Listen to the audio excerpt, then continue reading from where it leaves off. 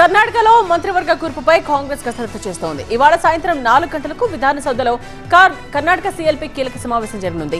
DK Shivakumar ను శాసనసభ పక్షనేతగా ఎన్నుకోనున్నారు. డీకేతో పాటు 12 నుండి 14 మంది మంత్రులుగా ప్రమాణం చేసే అవకాశం ఉంది.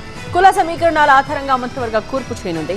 2018 తరహాలో కోఆర్డినేషన్ కమిటీ వేయాలని సిద్ధరామయ్య డిమాండ్ చేశారు. పార్టీ ప్రభుత్వానికి వారధిగా కోఆర్డినేషన్ కమిటీ ఉంటుందని సిద్ధరామయ్య చెబుతున్నారు. డిప్యూటీ సీఎంల నిర్ణయంపై కాంగ్రెస్ హైకమాండ్ సందిగ్ధంలో పడింది. 4 డిప్యూటీ సీఎంలను నియమించాలని కాంగ్రెస్ కసరత్తు చేస్తోంది. డిప్యూటీ సీఎం పదవుల కోసం పలువురు నేతల నుంచి తీవ్ర లాబింగ్ జరుగుతోంది.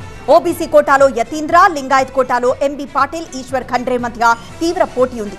ముస్లిం కోటాలో జమీర్ అహ్మద్ ఖాన్, యూటీ ఖాదర్, దళిత కోటాలో పరమేశ్వర్, ప్రియాంక్ ఖర్గే మధ్య పోటీ ఉంది. ఒకరికి అవకాశం ఇస్తే మిగతా వారు అసంతృప్తి చెందే అవకాశం ఉంది. అన్ని సామాజిక రాజకీయ సమీకరణాలను బేరీజు వేసిన తర్వాతే హైకమాండ్ నిర్ణయం తీసుకునే అవకాశం ఉంది. లిక్కర్ స్కామ్ కేసులో A52గా కట్టా ప్రణయ్ ప్రకాష్ పై సెట్ ఏసీబీ కోర్టులో ఛార్జ్షీట్ దాఖలు చేసింది. డిస్టిలరీల నుండి కిక్ బ్యాక్లు వసూలు చేసిన నెట్వర్క్ లో ప్రణయ్ ప్రకాష్ కీలక పాత్ర చేశాడని సెట్ చెప్తోంది. ఎన్నికల కోసం నగదు నిల్వ చేసి పంపిణీ చేశాడని ఛార్జ్షీట్ ప్రస్తావించింది. డిస్టిలరీల ప్రతినిధుల నుండి పలుమార్లు కిక్ బ్యాక్స్ వసూలు చేసినట్టు చెప్పింది. గత పాలకుల హయాంలో సుల్తానాబాద్ పట్టణం సర్వనాశనమైందని ప్రభుత్వ విప్ పెద్దపల్లి ఎమ్మెల్యే చింతకుంట విజయ రమణారావు అన్నారు. పెద్దపల్లి జిల్లా సుల్తానాబాద్ లో 2 కోట్లతో నిర్మించిన బాల సదన్ క్యాడర్ దివ్యాంగుల పాఠశాలను ఎమ్మెల్యే ప్రారంభించారు. త్వరలోనే మరో 15 లక్షల రూపాయలతో వృద్ధాశ్రమాన్ని ప్రారంభిస్తామని చెప్పారు. వృద్ధులు, దివ్యాంగులను తమ కుటుంబ సభ్యుల్లా ఆదరించాలని నిర్వాహకులకు సూచించారు. సుల్తానాబాద్ లోనే చదువుకున్నానని, ఈ ప్రాంతంపై గత పాలకులు వివక్ష చూపారని భావోద్వేగానికి గురయ్యారు. ముఖ్యమంత్రి రేవంత్ రెడ్డి ప్రజాపాలనలో మహిళా సాధికారతకు పెద్దపీట వేశారని కంటోన్మెంట్ ఎమ్మెల్యే శ్రీ గణేష్ అన్నారు. కంటోన్మెంట్ లో 2 కోట్ల రుణ చెక్కులు, ఆడబిడ్డలకు చీరలను ఎమ్మెల్యే పంపిణీ చేశారు. 1 కోటి మంది మహిళలను కోటీశ్వరులను చేయాలన్న సీఎం మహాసంకల్పానికి కంటోన్మెంట్ నుండి శ్రీకారం చుడుతున్నామని చెప్పారు. ఈ రుణాలు అప్పులు కావు, ఆడబిడ్డల ఆత్మగౌరవానికి సీఎం ఇస్తున్న పెట్టుబడులని అన్నారు. తూర్పుగోదావరి జిల్లా రాజానగరం నియోజకవర్గం బంగరపూడిలో అనధికారికంగా ఇసుక అక్రమ స్టాక్ పాయింట్లు పెట్టారు. అనుమతులు లేకపోయినా రాత్రికి రాత్రి ఇసుకను నదీ గర్భం నుంచి భారీ యంత్రాలతో తవ్వి తీస్తున్నారు. కొండలను తలపించేలా ఇసుక గుట్టలను వేస్తున్నారు. 10 రోజుల వ్యవధిలోనే 1,00,000 టన్నులకు పైగా ఇసుక స్టాక్ పాయింట్లను అక్రమంగా నిల్వ చేశారు. రేపటితో ఇసుక ర్యాంప్ల వ్యవధి పూర్తి కావడంతో నదీ గర్భంలో భారీ మిషన్లను పెట్టి లారీలతో ఇసుకను తోడేస్తున్నారు. ఇంత జరుగుతున్నా అధికారులు చర్యలు తీసుకోకపోవడంతో అనుమానాలకు తావిస్తోంది. మంచిర్యాల జిల్లా భీమారం మండల కేంద్రంలో ప్రభుత్వ నిషేధిత పత్తి విత్తనాలు నిల్వ చేసిన 2 పోలీసులు అదుపులోకి తీసుకున్నారు. వారి నుండి 101 కిలోల విత్తనాలు స్వాధీనం చేసుకున్నామని జైపూర్ ఏసీపీ వెంకటేశ్వర్లు చెప్పారు. గావిడి వెంకటేశ్వర్లు ఇంట్లో నకిలీ విత్తనాలు దాచి ఉంచారనే సమాచారం రావడంతో ఎస్ఐ రాజేందర్, ఏఓ సుధాకర్ వెళ్లి తనిఖీలు నిర్వహించారు. 3 బ్యాగుల్లో విత్తనాలు లభించాయి. గుంటూరుకు చెందిన కొండాలు అనే వ్యక్తి నుండి విత్తనాలు కొని అమ్ముతున్నాడని గుర్తించారు. దేవుడి ముందు అందరూ సమానమేనని, అలాంటప్పుడు ఆలయాల్లో వీఐపీ దర్శనాలు, ఎక్కువ డబ్బులు వసూలు చేసి ప్రత్యేక దర్శనాలు ఎందుకు అని మద్రాస్ హైకోర్టు ప్రశ్నించింది. ఈ అంశంపై దాఖలైన పిటిషన్లను విచారించింది. సనాతన ధర్మం అందరినీ సమానంగా చూస్తుందని, హిందూ మత గ్రంథాల్లో ఎక్కడా అధిక రుసుం వసూలు చేసి దర్శనం కల్పించాలని చెప్పలేదని పిటిషన్ వాదించారు. దీంతో హైకోర్టు కూడా ఏకీభవించింది. కేరళ ప్రభుత్వాన్ని వందేమాతరం వివాదం చుట్టుకుంది. తొలి అసెంబ్లీ సమావేశంలో జాతీయ గేయం వందేమాతరంలోని కొన్ని చరణాలు మాత్రమే వినిపించడంపై గవర్నర్ రాజేంద్ర విశ్వనాథ్ ఆర్లేకర్ అభ్యంతరం తెలిపారు. అధికారిక కార్యక్రమాల్లో వందేమాతరంలోని అన్ని చరణాలను వినిపించడాన్ని ప్రోటోకాల్లో భాగం చేస్తూ ఇటీవల కేంద్ర హోంశాఖ ఆదేశాలు జారీ చేసింది. లోక్ భవన్ ముందస్తుగా పంపిన మార్గదర్శకాలను ప్రభుత్వం పక్కన పెట్టడంతో వివాదం రాజుకుంది. అయితే ప్రభుత్వ చర్యను సీఎం సతీష్ సమర్థించుకున్నారు. ప్లాస్టిక్ పాలిమర్ కరెన్సీ నోట్లను మన దేశంలో ప్రవేశపెట్టేందుకు రిజర్వ్ బ్యాంక్ కసరత్తు చేస్తోంది. ప్రస్తుత కాగితపు కరెన్సీ కంటే ఎక్కువ కాలం మన్నిక ఉండే ప్రత్యేక భద్రతా ఫీచర్లతో కూడిన ప్లాస్టిక్ కరెన్సీతో ఎక్కువ ప్రయోజనం ఉంటుందని భావిస్తోంది. ఇటీవలి కాలంలో నగదు వినియోగం మళ్లీ పెరిగిపోతోంది. రిజర్వ్ బ్యాంక్ గణాంకాల ప్రకారం 2025-26 ఆర్థిక సంవత్సరం చివరి నాటికి దేశంలో 42.86 లక్షల కోట్ల విలువైన కరెన్సీ నోట్లు చలామణిలో ఉంది. గత ఆర్థిక సంవత్సరంతో పోలిస్తే ఇది 11% ఎక్కువ. ప్రజల స్పందన, సౌలభ్యం, ముద్రణ ఖర్చు ఆధారంగా మార్పులతో ₹200, ₹500 నోట్లు కూడా విడుదల చేసే అవకాశం ఉంది. ఆంధ్రప్రదేశ్లో రాబోయే 2 రోజులు వాతావరణం భిన్నంగా ఉండనుంది. ఒకవైపు తీవ్రమైన ఎండలు, మరోవైపు పిడుగులతో కూడిన వర్షాలు కురిసే అవకాశం ఉందని వాతావరణ శాఖ హెచ్చరించింది. రాష్ట్రంలోని 11 మండలాల్లో తీవ్ర వడగాల్పులు వీచే అవకాశం ఉంది. పోలవరం, కాకినాడ పరిసర ప్రాంతాల్లో గరిష్టంగా 46 డిగ్రీల వరకు, మిగిలిన చోట్ల 44 డిగ్రీల వరకు ఉష్ణోగ్రతలు నమోదయ్యే వీలుంది. తెలంగాణలో వేడి తీవ్రత ఎక్కువగానే ఉంది. దక్షిణ ఏపీలో ఈదురుగాలులతో కూడిన మోస్తరు వర్షాలు పడే అవకాశం ఉంది.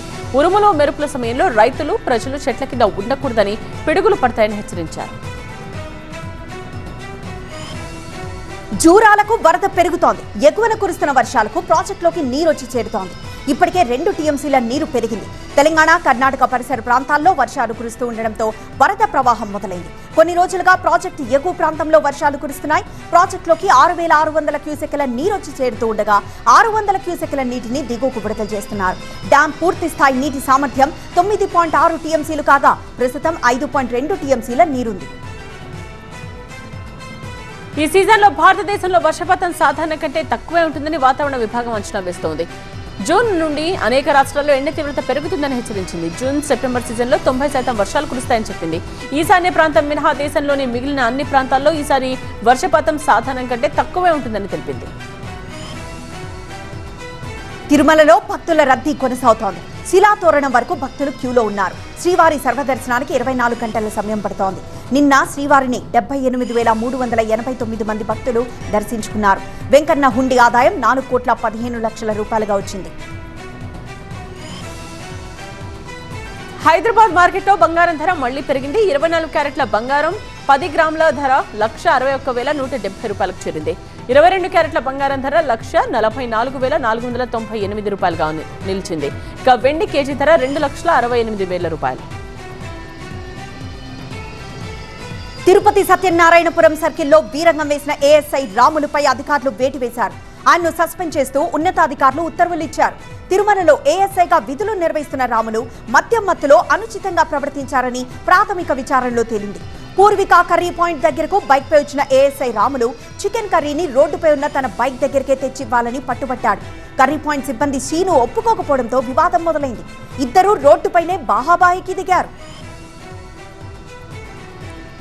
పోలవరం జిల్లాలో పెద్ద పులి సంచరిస్తోంది. రాజవొమ్మంగి రేంజ్ లో ఉన్న పులి వేములవ్వ గిరిజన గ్రామానికి వచ్చింది. తూర్పుగోదావరి జిల్లా గోకవరం ప్రాంతానికి దగ్గరలో పెద్ద పులి కదలికలు ఉన్నట్టు రేడియో కాలర్ ట్రాకింగ్ సిస్టమ్ ద్వారా అటవీశాఖ అధికారులు గుర్తించారు.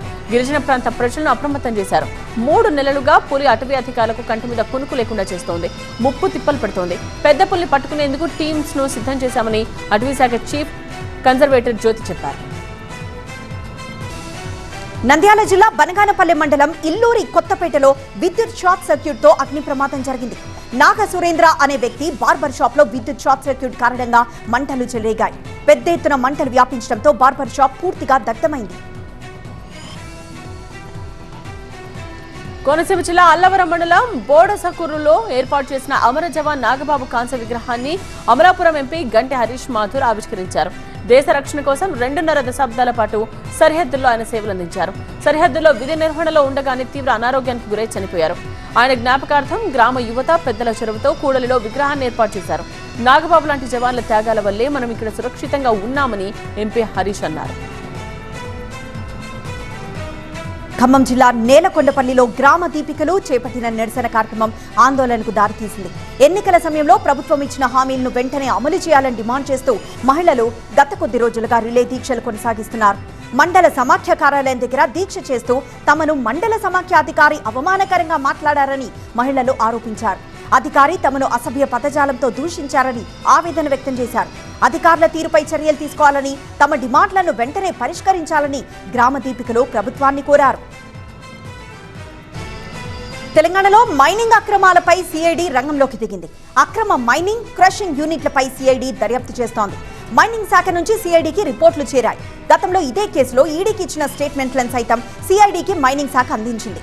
ఔటర్ రింగ్ రోడ్డుకి సమీపంలో ఉన్న 30 క్రషింగ్ యూనిట్లలో 20 అక్రమంగా ఉండడంతో ధ్వంసం చేసినట్లు అధికారులు చెప్పారు.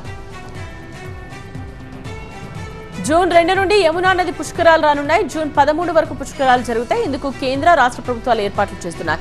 యమునా నదిలో పుష్కర స్నానాలు చేసేందుకు భక్తులు ఆసక్తిగా ఎదురుచూస్తున్నారు. వరంగల్ ఏనుమాముల వ్యవసాయ మార్కెట్ యార్డుకు జూన్ 7 వరకు సెలవులు ఇచ్చారు. ఎండ తీవ్రత ఎక్కువగా ఉందనే కారణంతో సెలవులు ఇచ్చారు. హమాలీలు, గుమాస్తాలు, వ్యాపారులు ఛాంబర్ అభ్యర్థనతో వారం రోజులు మార్కెట్ను మూసివేస్తున్నట్టు కార్యదర్శి మల్లేశన్ చెప్పారు. తిరిగి జూన్ 8 నుండి మార్కెట్లో యథావిధిగా క్రయ విక్రయాలు జరగనున్నాయి. ముంబైని ఏఐ ఆవిష్కరణలకు కేంద్రంగా నిలుపుతామని మహారాష్ట్ర సీఎం దేవేంద్ర ఫడ్నవీస్ చెప్పారు. ముంబై టెక్ వీక్ లో సీఎం పాల్గొన్నారు. ఏఐలో 10,000 కోట్ల రూపాయల పెట్టుబడులను ఆకర్షించి 1,00,000 ఉద్యోగాల సృష్టి కోసం తగిన ప్రణాళికలు రూపొందిస్తున్నట్టు ప్రకటించారు. ఏఐ కోసం రాష్ట్రంలో 6 సెంటర్స్ ఆఫ్ ఎక్సలెన్స్ ఏర్పాటు చేయనున్నట్టు ఫడ్నవీస్ వెల్లడించారు. జమ్మూ కాశ్మీర్లోని రాజౌరిలో ఉగ్రవాదుల కదలికలను అణచివేయడానికి భారత భద్రతా బలగాలు, పోలీసులు సంయుక్తంగా కూంబింగ్ నిర్వహిస్తున్నారు. గత వారం రోజులుగా సరిహద్దుల నుండి చొరబాట్లను అడ్డుకోవడానికి డ్రోన్లు, స్నిఫర్ డాగ్ సహాయంతో అటవీ ప్రాంతాల్లో ముమ్మరంగా గాలిస్తున్నారు. సరిహద్దు చొరబాట్లను అడ్డుకోవడానికి స్థానిక అడవుల్లో దాగి ఉన్న ముష్కరులను ఏరిపారేయడానికి అధునాతన డ్రోన్లు, స్నిఫర్ డాగ్ సహాయంతో భద్రతా దళాలు నిరంతరం నిఘా పెంచారు. దేశాభివృద్ధికి ఇరాన్ యుద్ధం పెను ముప్పుగా నిలుస్తుందని ఆర్బీఐ ఆందోళన వ్యక్తం చేస్తోంది.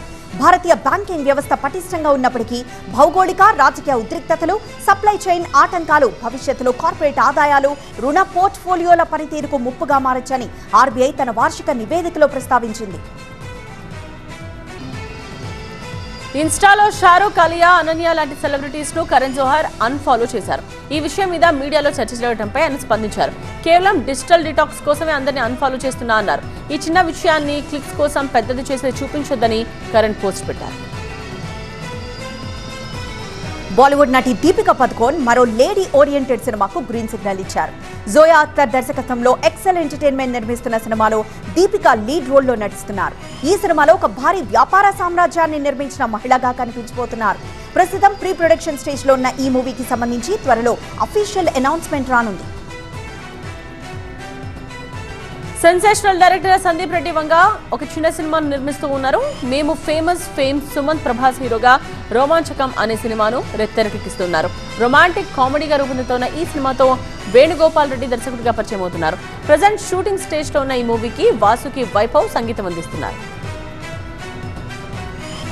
బాలీవుడ్ నటి శ్రద్ధా కపూర్ మరో రికార్డ్ సెట్ చేశారు. ఇన్స్టాలో అత్యధిక మంది ఫాలోవర్స్ ఉన్న హీరోయిన్ గా నిలిచారు. 9,30,00,000 మంది ఫాలోవర్స్ తో కియారా టాప్ ప్లేస్ లో ఉన్నారు. ఈ సందర్భంగా శ్రద్ధా కపూర్ తన ఫాలోవర్స్ కు కృతజ్ఞతలు తెలిపారు. మీ అభిమానమే నాకు బలం, ఈ అభిమానం ఎప్పుడూ ఇలాగే ఉండాలి అంటూ పోస్ట్ చేశారు.